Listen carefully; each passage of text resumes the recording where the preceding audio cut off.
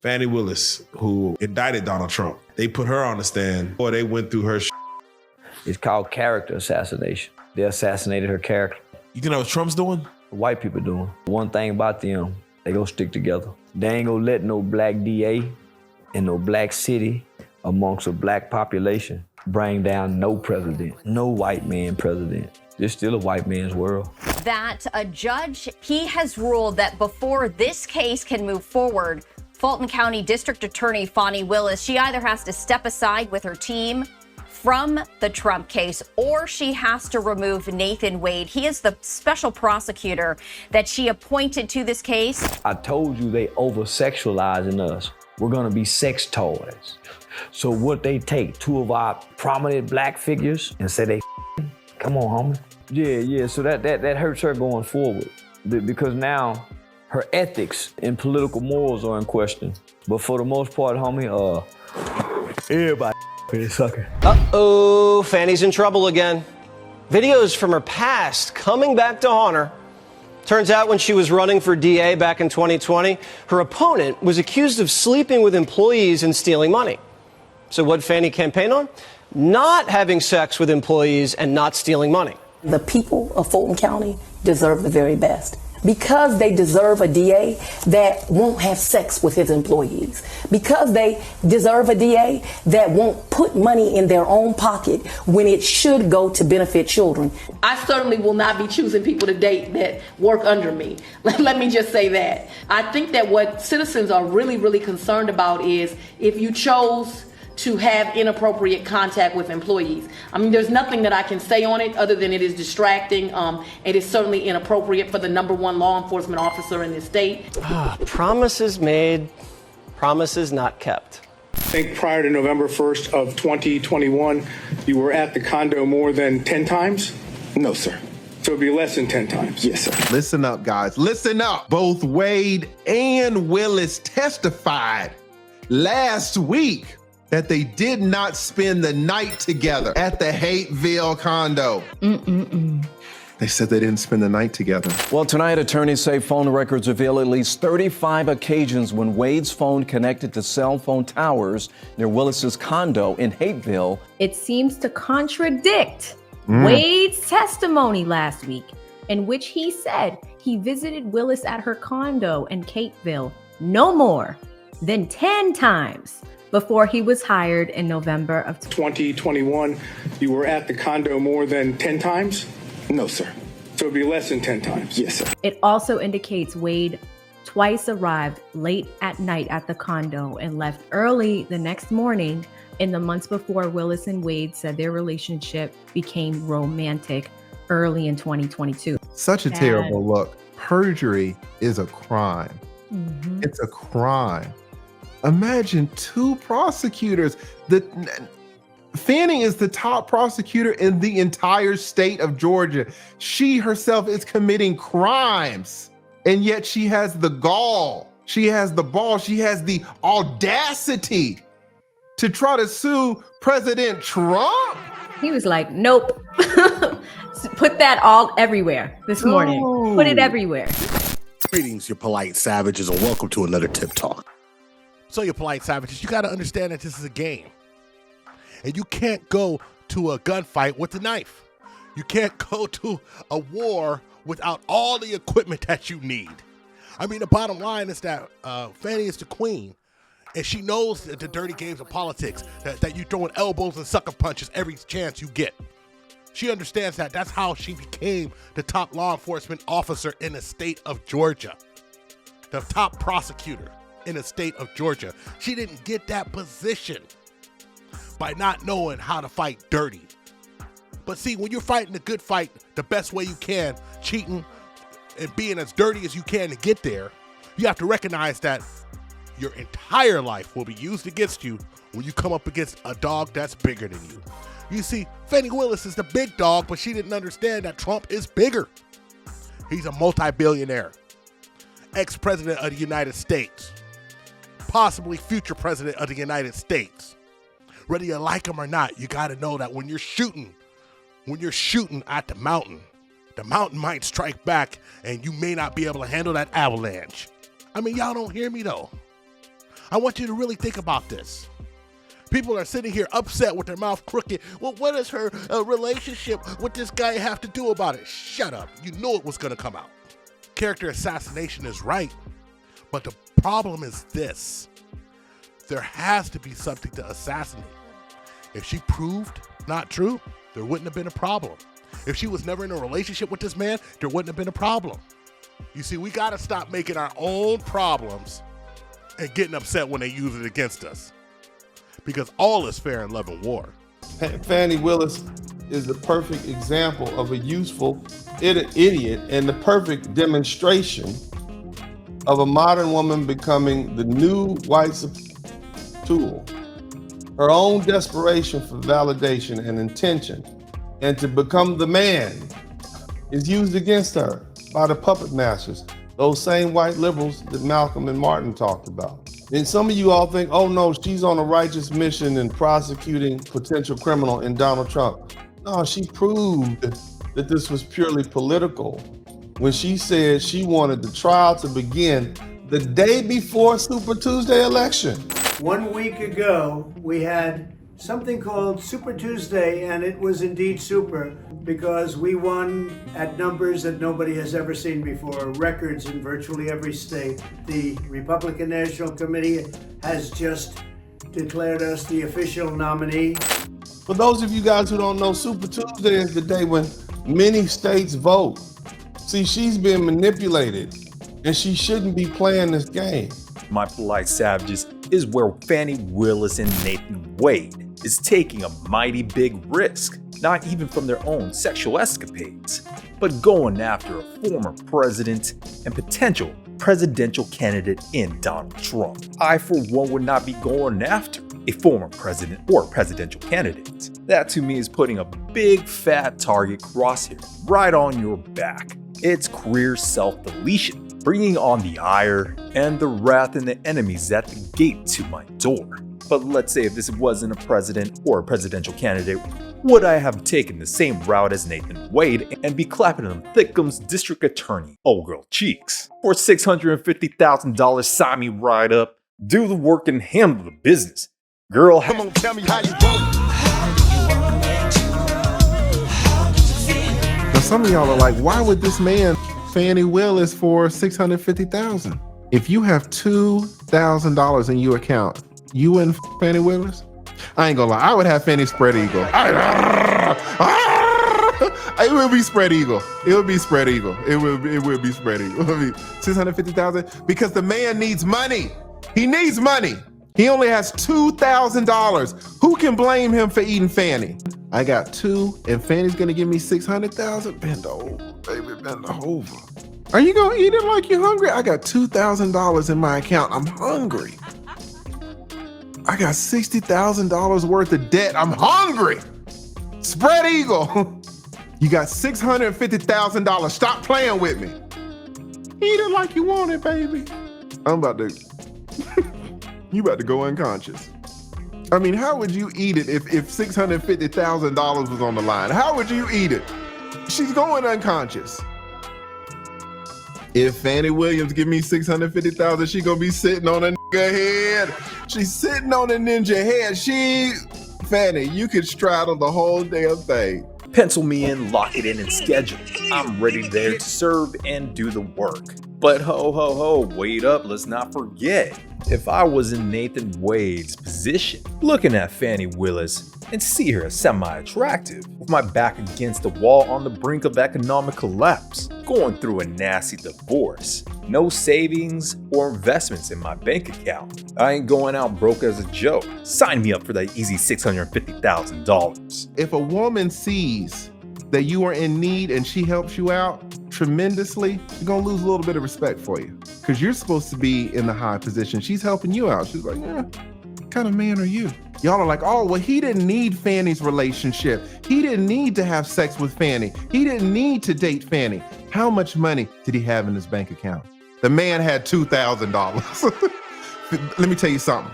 If you're 50 years old and you got $2,000 in the bank, you're down bad. The man had $2,000 in the bank. After being a judge and an attorney for umpteen years, he had $2,000. He starts a relationship with Fani. Now he's getting paid $650,000.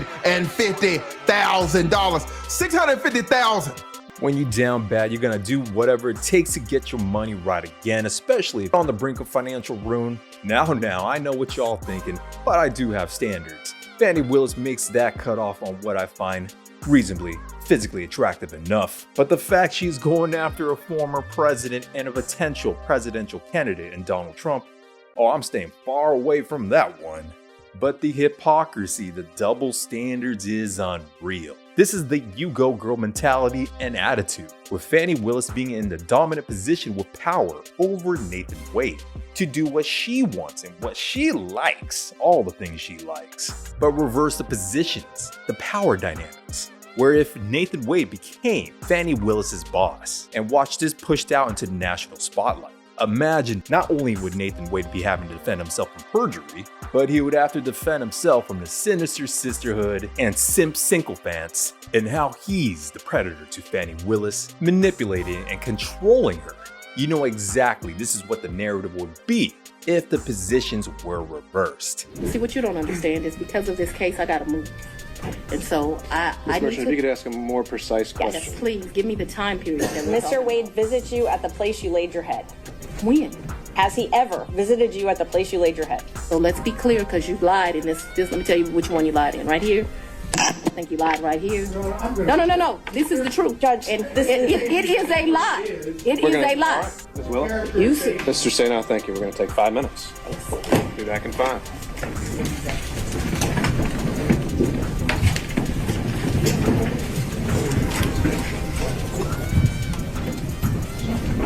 You know, the other day I was talking to the lead attorney at AB to the 7th Power, and we were talking about Fani Willis.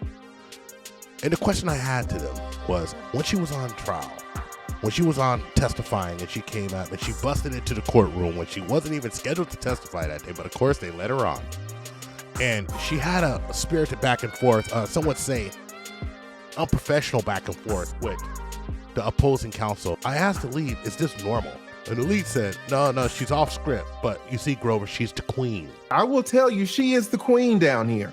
She is the largest, most important prosecutor in the state, in the entire state. She is the queen. If there is one queen prosecutor, you're looking at her. This whole entire trial and the circumstances that's coming out really shows, if not illegalities, which of course the other side is claiming it is, some really misuse of power and some real poor judgment by the queen. You see, Fani, she's used to getting what she wants. And some would say, even though she's earned exactly what she's got, she was entitled or felt entitled to do what she wanted to do. A modern woman spoiled by success, spoiled in temperament by people bowing down to her and telling her exactly what she wants to know or what she wants to hear, not for the betterment of herself or for her constituents, but for the betterment of her ego. And one thing that is very clear about this attorney is that she most definitely let her ego get her in a lot of trouble. When you see Fani up there and she's lying on the stand, looks to be lying on the stand, it's particularly messed up because she's an officer of the court and has a duty of candor. Now, perjury is a crime. So first you got the fact that you shouldn't lie. No one should lie on the stand.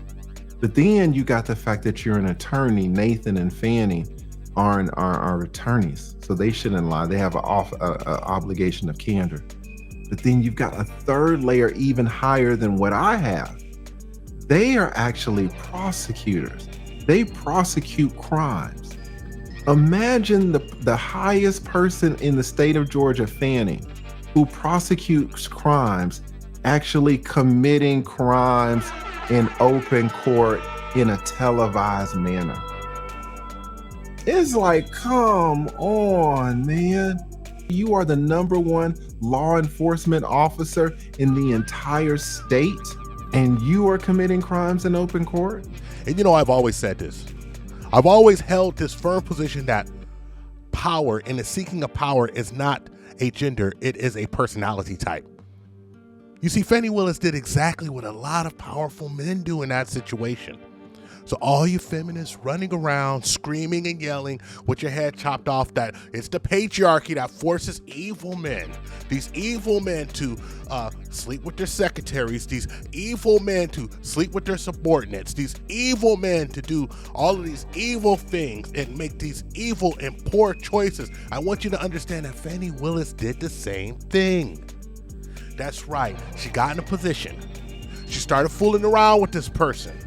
It must have been good to her. It definitely was good to him. And she made sure this man got himself into a position where he was going to get money. He was going to get the fame, the status. She was elevating. She was pushing this person up. And the only reason she was doing it had to be because they had a sexual relationship. You see, that's called a quid pro quo, tit for tat. That's what that is, ladies and gentlemen. Whether you like it or not, whether Fani is your person, whether Fani is that person that made your heart sing, that made you believe that you could fly, word to R. Kelly before the bad tapes came out or after, when you didn't believe that he was as bad as he was, that was your person. Fani gave you wings, the wind beneath your wings. And you know what? She's just as bad as the evil, evil men that you say you hate. And that's why she's in trouble. We look up to our state prosecutors. We look up at these elected officials. And I think the tremendous thing about this is that these are people of color, right? There's not a lot of, you know, attorneys in this space in the country. You can it's a very small slice of the pie if we look at how many attorneys are diverse, right? So that's why it's disappointing. And so when you have the highest law enforcement person in the state, this Black woman, and she has so much power, she sees herself obviously as the queen, which is why she acted on all that bravado when she was on the stand. You would hope that she would set a standard in Atlanta, in the city, where everybody could look up to. Nope. Nope. And one of the things it seems like is that we will never learn in the community. See, we have these leaders who are flawed, and everyone's flawed. That's okay. But it seems like the only thing they got to do is go up to church, say they ain't perfect, get a little sympathy, and everything's okay. And it appears that it's working. Or at least for people who just don't understand anything about any type of legal process or business ethics in general. I mean, there's literally, I seen on a forum someone arguing that her reputation is not besmirched because she didn't commit any misconduct and told the truth. When the timeline of the trial showed that she actually lied about when she was with this gentleman that she hired. But in general, hiring somebody that you're having a relationship with to be a lead prosecutor when he's obviously not qualified is a red flag upon a red flag upon a red flag. But see, the queen is so used to just going to church. I'm just going to go to church. I'm just going to get my people behind me. They're going to rock with me whatever I do. I'm going to have people making excuses like this comment here, and they're going to make excuses for me, and I'm just going to continue the tomfoolery. But ma'am, and everyone out there, if she lied during the trial under oath, that's perjury. Now, there was a president in the 90s who, for something totally unrelated to what he was being impeached for, or what he was being questioned for, he lied about, and he was impeached. And this president can no longer practice law in the United States. But you see, the ethos of the modern woman is, no, we're going to have to get behind the sisterhood no matter what. Oh, we're going to defend the sisterhood. But see, modern Black women have become the perfect pit bulls for these white liberals. They're motivated by materialism and set off on an ambitious mission for titles and badges. But this Black woman, just like many of you, don't understand you're being used for your own self-destruction and the destruction of your people. Black folks in general love doing the dirty work of white liberals. But you need to stay out of these white folks' political games because it's a no-win situation for you. And then these people have the nerve to say the only people are bothered are the ones for the other side and who are upset that a woman's doing well. And this is the issue with the community right here. It stopped being about right and wrong and started being about which side you're on. And this is why every 4 years the politicians go on down and get in the church, lie to you, and you fall for it anyway. No one's ever going to take us seriously if we don't hold ourselves accountable. And with all of this church going and all of these people doing, it seems like they would have learned that by now. You dig? See, the white man system is never meant to be used by black women. And in return, you making black women as a whole more hated than ever before. They used to see you as a Jezebel, as a bedwench, as a plaything. But now they see you as a public enemy number one in the eyes of the white man and white folks. Look at the comments about Fani Willis and some of these other black prosecutors. This is going to cause more racial tension because you're allowing yourself to be used as a tool. That's all I got for you, you polite savages. Like and subscribe. Hit us up on all social media networks. We found true happiness